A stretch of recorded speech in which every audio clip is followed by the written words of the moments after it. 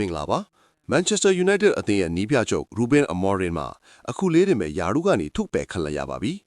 ဒီဖြစ်ရဖြစ်ပေါ်လာပုံအချိန်ခါကတတုံလေးကိုစိတ်ဝင်စားဖို့ကောင်းနေပါတယ်ပြီးခဲ့တဲ့ယာသီနဲ့ဒီယာသီကြားထဲမှာသူ့ကိုယာရုကနေထုတ်တော်မယ်လို့လူတိုင်းကထင်ကြေးပေးခဲ့ကြတဲ့အချိန်မောင်းမနှဲခဲ့ပါဘူးဒါပေမဲ့အသင်းပိုင်ရှင်တွေဘက်ကတော့သူ့အပေါ်ယုံကြည်မှုရှိနေစေထပြီးအချိန်ပေးသွားမယ်လို့ပဲအမြဲတမ်းတုံ့ပြန်ခဲ့ကြတာပါ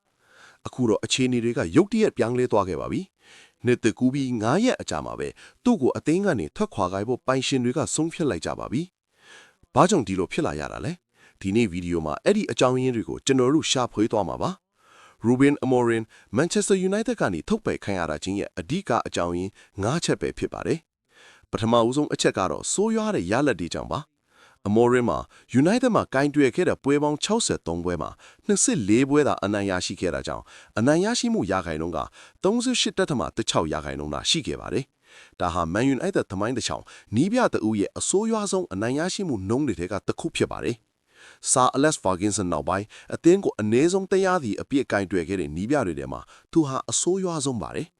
Amorim မှာတပွဲပြတ်မြစ်ရမှတစ်သက်သမားနတ်သွန်းမှတ်တာရရှိခဲ့ပြီးဒါဟာ Premier League ခေတ်တစ်ချောင်း Manchester United နီးပြတအူးရဲ့အနှိမ့်ဆုံးစံချိန်ထိပါတယ်။ပြောရရင်သူဟာ United မှာနီးပြဖြစ်ပြီးတနည်းနီးပါအကြာအော်တိုဘာလရောက်မှသာပထမဦးဆုံးအချိန်အထိ Premier League 3ပွဲဇက်တိုင်အနိုင်ရဦးတာပါ။ League ပွဲ5ပွဲဇက်တိုင်အနိုင်ရအောင်လဲသူဘယ်တော့မှလုံနိုင်ခဲ့ပါဘူး။ဒီပေါ်တူဂီသားနီးပြဟာသူကင်တွယ်ခဲ့တဲ့ပွဲရည်တွေနဲ့3ပုံတပုံကိုရှုံးနိမ့်ခဲ့ပါတယ်။ဒါဟာကွန်မဆက်လွန်နှစ်တွင်နောက်ပိုင်း Man United အမြဲတမ်းနီးပြကဦးအကလာအဆိုးရွားဆုံးမှတ်တမ်းဖြစ်ပါတယ်။ Amorim စတင်တာဝန်ယူချိန်ဆောက်ပြီး Premier League မှာအမြဲရှိနေတဲ့အသင်းတွေတဲက United ထဲရမှတ်နေတာဆိုလို့ Wolves, West Ham နဲ့ Spurs 3သင်းပဲရှိပါတယ်။အဲ့ဒီအထက်ကနှစ်သင်းကဒီယာဒီမှာတန်းဆင်းရမယ်အန်ဒီရရှိနေပြီးဂျန်နဲ့သင်းကတော့ဒီလိုဆိုးရွားမှုကိုကုထားဖို့စုဖလားတစ်ခုရယူနိုင်ထားခဲ့ပါတယ်။ဒါတွေဟာတကယ်ကိုတုံလို့ကောင်းနေတဲ့အချက်တွေဖြစ်ပြီး Man United လို့အသင်းမျိုးရဲ့စံနှုန်းတွေနဲ့ကြည့်ရင်တော့ဒါဟာလုံးဝလက်ခံစရာမရှိပါဘူး။အသင်းပိုင်ရှင်တွေကသူ့ကိုပိုင်အသင်းတီဆောက်နိုင်ဖို့အတွက်အသင်းကအထူးကစားသမားတချို့ကိုရောင်းထုတ်ပြီးသူလိုချင်တဲ့ကစားသမားတွေကိုခေါ်ယူပေးခြင်းအားဖြင့်ယုံကြည်မှုပြသခဲ့ကြပါတယ်။သူနီးပြလောက်နေချိန်တုန်းမှာအပြောင်းရွှေ့အတွက်ပေါင်တန်း250အထိအသုံးပြုခွင့်ပေးခဲ့ပြီးပန်းပိုးခဲ့ပြီးမယ်အသင်းရဲ့ခြေစွမ်းကတည်ငြိမ်မှုမရှိခဲ့ပါဘူး။ဒါဟာအသင်းအကြီးမဲ့တွေအတွက်စိတ်သစ်စရာဖြစ်ပုံရပါတယ်။အသင်းရဲ့ထုတ်ပြန်ချက်ထဲမှာတော့လက်ရှိ Premier League ဇယားရဲ့အန်ဆင်6နေရာမှာရပ်တည်နေတာကိုထောက်ပြထားပြီးသူ့ကိုထုတ်ပယ်လိုက်ခြင်းဟ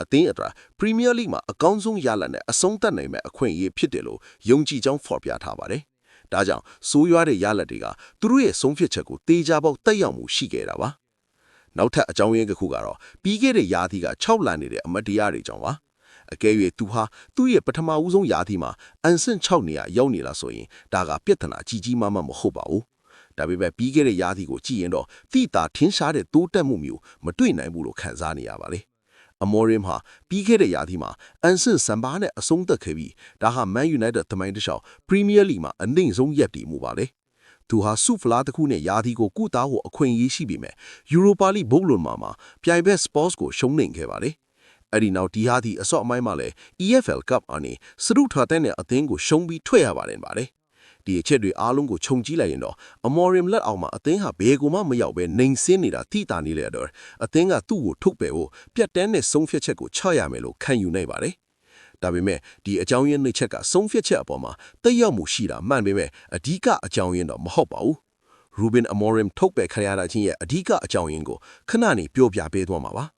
အဲ့ဒါမပြောခင်ကျွန်တော်တို့ channel ကို subscribe မလုပ်ရသေးဘူးဆိုရင်အခုပဲလုပ်ထားလိုက်ပါအောင်။အခုပဲလုပ်ပြီလား။ကောင်းပါပြီ။အခုတော့အဓိကအကြောင်းရင်းကိုပြောပြပါစေ။ဒါကတော့အသင်းမှာအတင်းကိုထုတ်မပြောဘဲနဲ့သူ့ရဲ့မကြခင်ဒီကပြင်းထန်တဲ့ပြောဆိုချက်ကြီးကြောင့်ပါ။သူကကျွန်တော်ဒီကိုရောက်လာတာ Manchester United ရဲ့ manager လုပ်ဖို့ပါနီးပြလုပ်ဖို့မဟုတ်ဘူးလို့ပြောခဲ့ပါလေ။သူယာဒူးကမထုတ်ခံခင်24နိုင်အကြာမှာအခုလိုဒေါသတကြီးပြောဆိုခဲ့တာပါ။ဒီလိုပြောဆိုတာမှာသူ့စာချုပ်က18ရက်ကြံသေးပြီးအဲ့ဒီအထိပြီးဆုံးအောင်ဆက်နေမယ်လို့ဆိုပါတယ်။သူဟာအသင်းကနေကိုယ်တိုင်နှုတ်ထွက်လို့ဟုတ်ပဲဘိုးကပြောင်းလဲမယ်ဆိုမှထွက်ခွာမယ်လို့ဆိုပါတယ်။နောက်ဖြစ်လူတွေကဝေဖန်မှုတွေကိုမခံနိုင်ဘူးဆိုရင်အသင်းကိုပဲပြောင်းလဲဖို့လိုအပ်လိမ့်မယ်လို့လည်းပြောခဲ့ပါတယ်။ဒါအားလုံးကတယောက်ယောက်ကိုတွယ်ရွိုက်ပြီးတိုက်ခိုက်နေတယ်လို့ခံစားရပါတယ်။ဒါပေမဲ့စိတ်အပြတ်ဆုံးအပိုင်းကတော့သူဟာသူ့အလုပ်ကိုသူလုပ်နေချိန်မှာတခြားသူတွေကလည်းသူတို့အလုပ်ကိုလုပ်ဖို့လိုတယ်လို့ပြောလိုက်တာပါ။ အထူးသဖြင့် Sporting Director နဲ့ Scouting Department လူစစ်ရှာဖွေတဲ့တဟန်ကိုရည်ညွှန်းပြောဆိုခဲ့တာပါဒါဟာအထင်ပိုင်ရှင်တွေရဲ့ဒေါသကိုစွပေးလိုက်သလိုဖြစ်သွားခဲ့ပြီးသူ့ကိုချက်ချင်းထုတ်ပယ်ဖို့တွန်းအားဖြစ်စေခဲ့တယ်လို့ယူဆရပါတယ်စဉ်းစားကြည့်ပါဦး Grimsby Town လိုအသင်းမျိုးကိုရှုံးပြီးပြိုင်ပွဲကထွက်ရသုံးကြောင့်ဘာကြောင့်သူ့ကိုမထုတ်ခဲ့တာလဲ Premier League ရဲ့အညံ့ဆုံးအသင်းတစ်သင်းဖြစ်တဲ့ Wolves ကိုမနိုင်သုံးကတော့ဘာကြောင့်မထုတ်ခဲ့တာလဲဒါပေမဲ့ခြေစွမ်းတက်နေတဲ့ Leeds အသင်းနဲ့အဝေးကွင်းမှာတည်ရကြဆုံးကတော့သူ့ထုတ်ပယ်လိုက်ရပါတယ်ဒါကြောင့်ဒါဟာရလက်တစ်ခုတည်းကြောင့်မဟုတ်တာသိကြပါတယ်နောက်ထပ်အချက်ကတော့သူ့ရဲ့ခေါင်းမာမှုပါဒီလူဟာသူ့ရဲ့နီးတဲ့နှစ်တည်းပေါ်မှာပဲအလွန်အချွားဆုံးဆွဲလန်းနေပြီးပြောင်းလဲဖို့ဒါမှမဟုတ်လိုက်လော်ညီးမဲ့အထုတ်ထိဟောင်းလှုပ်ဖို့ညှင်းဆန်ခဲ့ပါတယ်ဒါဟာတကယ်ကိုစိတ်ပျက်စရာကောင်းပါတယ်ပရိသတ်နဲ့ပတန်းချင်းတော်တော်များများကတော့အမော်ရင်ဟာ4-3-3ကစားကွက်ကိုဒါသုံးခဲ့ရင်ဒီထက်ပိုကောင်းတဲ့ရလဒ်တွေရနိုင်မယ်လို့သုံးသပ်ကြပါတယ်သူရှိတဲ့ကစားကွက်အရင်စစ်တွေနဲ့ဆိုရင်တချို့ပြိုင်ဘက်တွေကိုရင်းဆိုင်ရမှာအဲ့ဒီပုံစံမှာပိုအလုပ်လုပ်မှာပါဒါပေမဲ့သူကတော့ဒါကိုစမ်းသပ်ဖို့တောင်ညှင်းဆန်ခဲ့ပါတယ်ဒါဟာအသင်းပိုင်ရှင်တွေနဲ့စီမံခန့်တွေကိုတမျိုးခံစားစေခဲ့ပုံရပါတယ်တစ်ချိန်မှာတော့သူဟာအသင်းရဲ့အောင်မြင်မှုထက်သူ့ရဲ့မာနကိုပိုရှေ့တန်းတင်နေတာခက်သွားတယ်လို့ဖြစ်လာပါတယ်ပြောရရင်သူဟာခြေစွမ်းဆိုးရွားရဲ့ပွဲကြီးတွေမှာရှုံးနိမ့်ပြီးတိုင်းမှာသူ့ရဲ့ခံယူချက်ကိုမပြောင်းလဲဘူးလို့အမြဲထွက်ပြောလေရှိပါတယ်တခါတော့ဆိုရင်အကယ်၍အသင်းကခံယူချက်ကိုပြောင်းချင်ရင်လူကိုပဲအရင်ပြောင်းလိုက်ပါလို့တောင်ပြောခဲ့ပါတယ်အခုတော့အသင်းကသူ့ရဲ့အကြံပေးချက်ကိုလက်ခံလိုက်ပြီးထင်ပါတယ်နီးပြတူအနေနဲ့ခေါင်းမချင်ရင်ရလက်ကောင်းလေပြနိုင်ဖို့လိုပါတယ်ဒါပေမဲ့ခေါင်းလဲမှာရလက်လက်စိုးနေတာကတော့အဆိုးရွားဆုံးပေါင်းစပ်မှုပါပဲ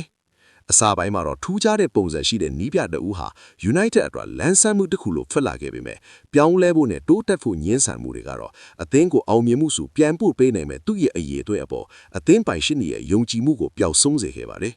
နောက်ပြင်ရှင်းလင်းပြောရရင်ဒါဟာ3-4-3ကစားကွက်ကို grind နှစ်သက်လို့တင်မဟုတ်ပဲလူကျင်တဲ့ရလက်ရဖို့လိုအပ်တယ်လို့လိုက်လော်ညီမြတ်မနိုင်ခြင်းကလည်းပါဝင်ပါတယ်